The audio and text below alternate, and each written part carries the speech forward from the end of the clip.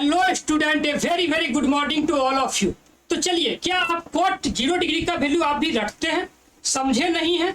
अगर आप cot 0 degree का वैल्यू सिर्फ आप रट रहे हैं, समझे नहीं है कि कॉट 0 डिग्री का वैल्यू आया कहाँ से, तो आप अपनी जिंदगी में बहुत बड़ी मिस्टेक कर चुके हैं।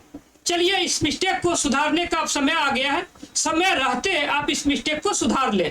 तो चलिए, हम लोग अब फाइंड आउट करेंगे कि कॉट 0 डिग्री का वैल्यू होता कितना। अगर मेरे पास गूगल नहीं है, बुक्स नहीं है, तो क्या मैं कॉट 0 डिग्री का वैल्यू नहीं फाइंड आउट कर सकता हूँ?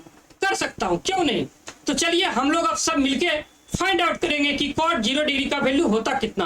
तो इसके लिए मैं पहले से ही एक ट्रायंगल आपको बना चुका हूँ और आप देख रहे हैं ये ट्रायंगल एक पेपर का बनाया हूँ। पेपर का क्यों बनाया हूँ? क्योंकि इसे बार बार हमें कट करना पड़ेगा और आपको कंसेप्ट समझाना पड़ेगा, इसीलिए मैं पेपर का बनाया हूँ।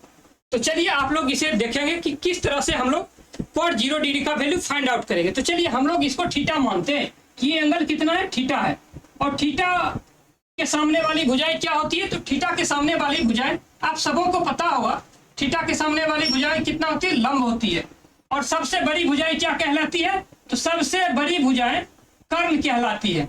आइए, और उसके बाद बची भुजाएं क्या कहलाती है? तो बची भुजाएं आधार कहलाती है। ये भुजाएं क्या हो जाएगी? तो ये आधार हो जाएगी। तो चलिए, अब मैं सबका वैल्यू भी पुट कर देता हूं कि लेट्स, अगर आधार आपका 2 है तो कर्ण कितना होगा? 5 होगा। और लंब कितना होगा? तो लंब आपका 3 होगा। आइए, अब हम लोग थीटा की वैल्यू को घटाएंगे और घटाते घटाते कहाँ लेके जाएंगे? तो थीटा की वैल्यू को घटाते घटाते हम लोग 0 तक ले जाएंगे। आइए, थीटा को हम लोग 0 तक ले जाते हैं। सारे बच्चे अब ध्यान से देखेंगे कि थीटा की वैल्यू को हम किस तरह से घटाते हैं। आप भी इसी तरह से घटा सकते हैं। तो चलिए, थीटा की वैल्यू को हम लोग घटाएंगे। सारे बच्चे ध्यान देंगे कि किस तरह से घटाना है थीटा का वैल्यू। अगर आप ये समझ जाएंगे थीटा को किस तरह से घटाते हैं, तो फिर आप सारी कंसेप्ट अच्छे से समझ सकते हैं। आइए, हम लोग क्या कर रहे हैं? थीटा की वैल्यू को घटाएंगे। थीटा हम लोगों की कितना है तो पता नहीं, लगभग 45 डिग्री के आसपास है, 60 डिग्री के आसपास है। ठीक 60 डिग्री के आसपास थीटा को होना चाहिए। अब जो है इस थीटा को हम लोग घटाएंगे और घटाते हैं। देखिए, आप लोग घटाते हैं कितना होता है। तो थीटा को हम लोग देखिए छोटा कर रहे हैं, थीटा को हम लोग छोटा कर रहे हैं। और देखिए, थीटा को हम लोग इतना छोटा कर दिए। थीटा को क्या किया? थीटा को हम लोग थोड़ा छोटा कर दिए। ये थीटा मेरा ये घट गया है। ये एंगल कितना है? घट गया है। और जब घट गया है तो देखिए इसका प्रभाव जो है कर्ण और लंब पे कितना पड़ा है। तो देखिए, लंब हमारा इतना, कर्ण मेरा इतना से घटा है, तो मैं कर्ण को घटा देता हूं। और देखिए, लंब मेरा कितना से घटा है?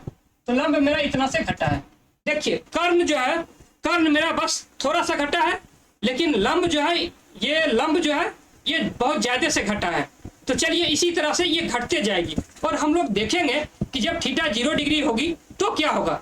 तो एक बार और हम लोग घटाते हैं दोनों को। आइए, थीटा को एक लोग थोड़ा सा और हम लोग छोटा करते हैं। थीटा को देखिए हम लोग क्या कर रहे हैं? थोड़ा सा और छोटा कर रहे हैं। और सारे बच्चे ध्यान से देखेंगे कि इसका प्रभाव जो है कर्ण और लंब पे क्या पड़ती है। ये आपको समझना बहुत जरूरी है। देखिए, हम लोग क्या कर रहे हैं? देखिए, थीटा को धीरे धीरे मैं छोटा कर रहा हूँ। थीटा को धीरे धीरे छोटा कर रहा हूँ और थीटा को छोटा कर रहा हूँ। धीरे धीरे करते करते मैं इतना छोटा थीटा को कर दिया हूँ। और यहीं पे हम लोग अभी स्टॉप करेंगे फिलहाल के लिए। आइए, हम लोग क्या किए हैं? थीटा को छोटा किए और ये बाय मिस्टेक ये निकल गई है, तो मैं इसे फिर से चिपका देता हूँ और आप लोग देखते रहेंगे इसका प्रभाव क्या पड़ता है। आइए, हम लोग क्या कर रहे हैं? हम लोग ये थोड़ा सा ये कर्ण जो है आपका खिसक गया, मैं इसे सही जगह पे फिर से प्लेस कर देता हूँ। आइए, ये आ गया है। और थीटा देखिए हम लोग का और घट गया, थीटा घट गया। थीटा घटा तो क्या हुआ? हमारा कर्ण और लंब दोनों घटा है, लेकिन कर्ण देखिए थोड़ा सा घटा है, लेकिन लंब इतना घट गया। तो चलिए, मैं दोनों को फिर से घटा देता हूँ। आइए, तो कर्ण देखिए इतना घटा और लंब कितना घट गया। आप लोग ध्यान से देखेंगे लंब कितना घटा। देखिए, कर्ण अगर इतना घटा है तो लंब देखिए इतना घट गया है। तो कर्ण धीरे धीरे घट रही है, लेकिन लंब तेजी से घट रही है।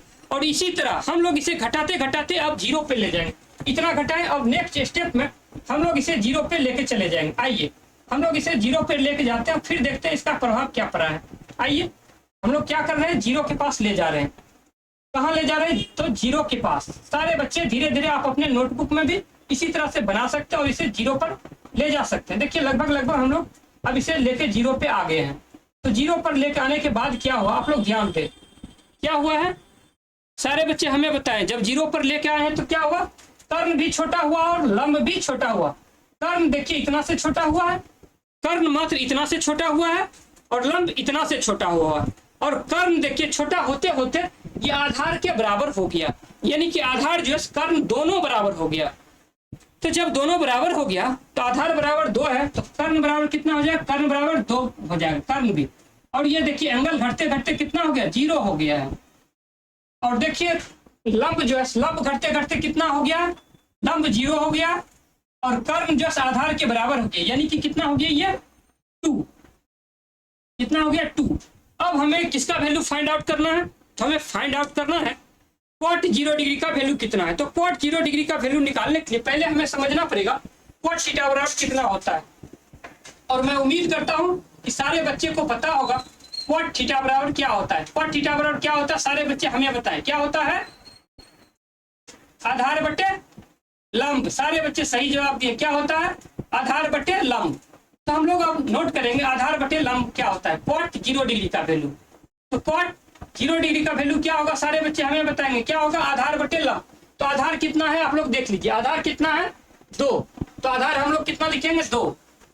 और इसके बाद लंब, लंब कितना है तो 0 है।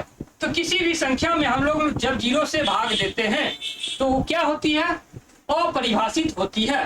तो हम लोग लिखेंगे अब cot 0 डिग्री, cot 0 डिग्री, जो 0 डिग्री बराबर क्या होता है, अपरिभाषित। इसको अभी तक परिभाषित नहीं किया गया है,